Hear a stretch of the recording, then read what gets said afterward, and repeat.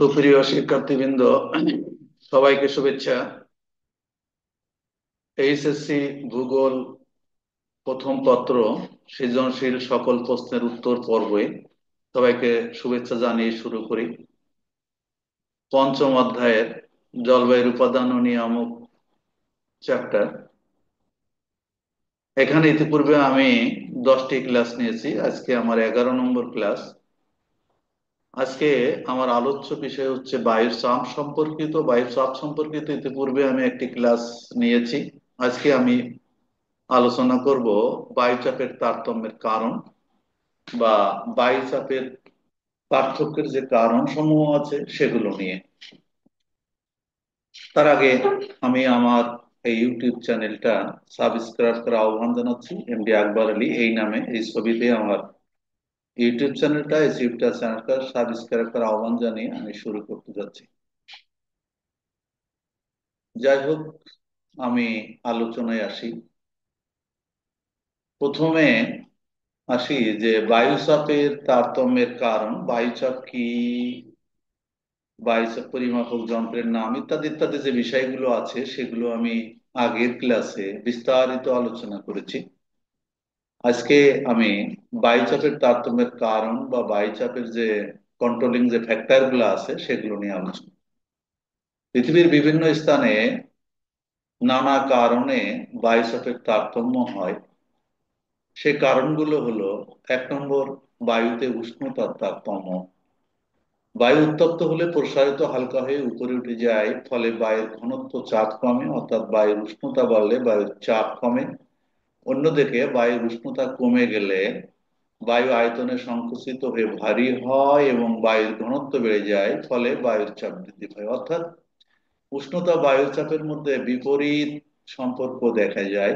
বায়ুর উষ্ণতা বাড়লে বায়ুর চাপ কমে, বায়ুর উষ্ণতা কমলে বায়ুর চাপ বাড়ে। তাই বলা যায় যে হোয়ার টেম্পারেচার ইজ হাই বায়ো ব্যারোমিটার ইজ লো।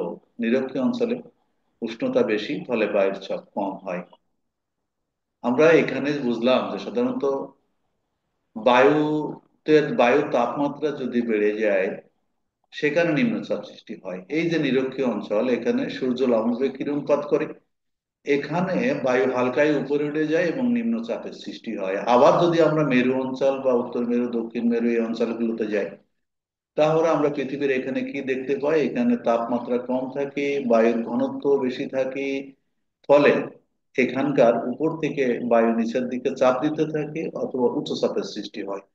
তাহলে আমরা এখানে বুঝলাম সাধারণত বায়ুর উষ্ণতা এবং চাপের মধ্যে একটা ঘনিষ্ঠ সম্পর্ক রয়েছে, এবং উষ্ণতা যদি বেড়ে যায় নিম্নচাপের সৃষ্টি হবে, আর যদি উষ্ণতা কমে যায় সেখানে উচ্চচাপের সৃষ্টি হবে, অর্থাৎ চাপ বেড়ে যাবে, ইত্যাদি ইত্যাদি।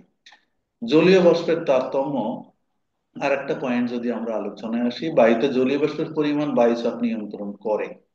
জলীয় বাষ্প সাধারণ বায়ু অপেক্ষা হালকা। জলীয় বাষ্প বেশি থাকলে ওই আর্দ্র বায়ুতে নাইট্রোজেনের তুলনায় হাইড্রোজেনের পরিমাণ বৃদ্ধি পায়, ফলে বায়ুর চাপ কমে।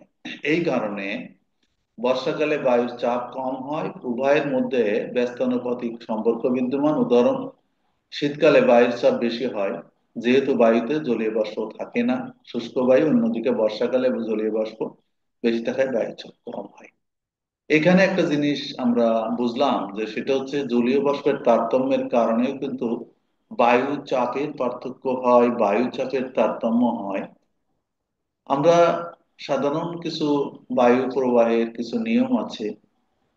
যে বায়ুতে জলীয় বাষ্প কম থাকে সেটা শুষ্ক বায়ু, আর জলীয় বাষ্প যদি বেশি থাকে সেটাকে আর্দ্র বায়ু বলা হয়। সাধারণত পৃথিবীর যে সমস্ত অঞ্চলে সমুদ্রভাগের পরিমাণ বেশি, সেখানে বায়ুতে জলীয় বাষ্পের পরিমাণ অত্যাধিক থাকে, এবং যেহেতু সাধারণ বায়ু অপেক্ষা জলীয় বাষ্পপূর্ণ বায়ু হালকা, তাই বায়ু ঊর্ধ্বগামী হয় এবং সেখানে বায়ুর চাপটা কমে যায় এবং নিম্নচাপের সৃষ্টি হয়। যেমন তার প্রকৃষ্ট উদাহরণ আমরা বলতে পারি, এই যে নিরক্ষীয় অঞ্চল, নিরক্ষীয় অঞ্চলে কিন্তু স্থলভাগ থেকে জলভাগের পরিমাণ বেশি এবং বাতাসে প্রচুর পরিমাণে জলীয় বাষ্প থাকায় এখানে সারা বছর নিম্নচাপের অবস্থান লক্ষ্য করা যায়। তাহলে বায়ুতে উষ্ণতার তারতম্য এবং জলীয় বাষ্পের তারতম্য দুটা কারণে বায়ুচাপের তারতম্য ঘটে থাকে। এছাড়া আমরা 3 নম্বর যে কারণটা আছে সেটা আমরা দেখব যে উচ্চতা। এখানে আর একটা জিনিস আছে যে বায়ুমণ্ডলের শতকরা 90 ভাগ উপাদানই যেহেতু ভূপৃষ্ঠ থেকে প্রায় 16 কিলোমিটার উচ্চতার মধ্যে অবস্থান করে, তাই ভূপৃষ্ঠ সংলগ্ন অঞ্চলে বায়ুর চাপ বেশি হয়। তাই আমরা বায়ুর চাপ অনুভব করি, কিন্তু ভূপৃষ্ঠ থেকে যত উপরে বায়ুচাপ ঘনত্ব কমে, চাপও কম হয়। উদাহরণ 274 মিটার উচ্চতায় আহ এত মিলিবার বায়ুর চাপ কমে যায়। এই কারণে সমভূমি অপেক্ষা পার্বত্য অঞ্চলে বায়ুর চাপ কমে। তাহলে উচ্চতাও একটা ফ্যাক্টর, যে কারণে কোনো স্থানে বায়ুর চাপ কম বেশি হয়। সাধারণত এখানে একটা চিত্র দেওয়া আছে, আমরা যত উপরে উঠতে থাকবো, এই যে উপরে উঠতে থাকবো, তখন দেখো এই যে চাপগুলো কমে যাচ্ছে। যেমন এখানে আমরা এমনি সাধারণভাবে বুঝি যে এইটা 50 মিলিবার, 50 25 মিলিবার, তারপর 10 মিলিবার, 5 মিলিবার, 1 মিলিবার। এটা হচ্ছে উচ্চতার কারণে কিন্তু এই বায়ুর চাপগুলো কমে গেছে। সেজন্য আমরা সাধারণত সমভূমি অঞ্চল অপেক্ষা যদি মানে একটা পর্বতের উপরে আরোহণ করি, সেখানে তার ওজন কমে যাবে এবং বায়ুর চাপও কমে যাবে। আরেকটা বিষয় সেটা হচ্ছে এই যে আমরা যদি আরেকটা কারণ হিসাবে আমরা যদি দেখতে চাই, সেটা হচ্ছে পৃথিবীর আবর্তন গতি।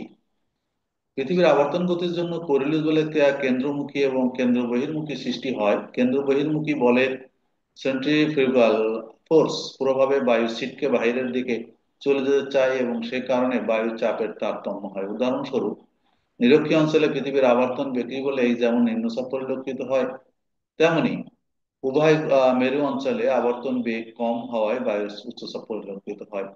বায়ু আমরা জানি পৃথিবীর যে আবর্তন গতি, এই যে ঘড়ির কাঁটার বিপরীত দিকে পশ্চিম থেকে পূর্ব দিকে এই বায়ুটা মানে পৃথিবীটা আবর্তন করে।